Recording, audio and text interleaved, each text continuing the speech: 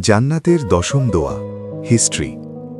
জান্নাতে প্রবেশের পর মুমিনরা শুধু নিজের সফলতার জন্য নয়, আল্লাহর কাছে ক্ষমা ও রহমতের স্বীকৃতি দেবে। তারা বুঝবে আল্লাহর ক্ষমা না থাকলে কেউই জান্নাতে প্রবেশ করতে পারত না। এই দোয়াটি কুরআনে এসেছে আল্লাহর রহমতের স্বীকৃতি হিসেবে। সূরা আল আরাফ ৭:৪৩ শেষাংশ। জান্নাতবাসীরা চারদিকে তাকায়, তারা স্মরণ করে নবীদের কথা। দুনিয়াতে অনেকে সন্দেহ করেছিল, কিন্তু আজ সব সত্য স্পষ্ট। তাদের কণ্ঠে দৃঢ় স্বীকারোক্তি, লাকাদ জাআত রুসুলু রাব্বিনা বিল হক। নবীরা সত্যই বলেছিলেন। কুরআনের প্রতিটি সতর্ক বার্তা সত্য ছিল। আজ জান্নাতি সেই সত্যের প্রমাণ।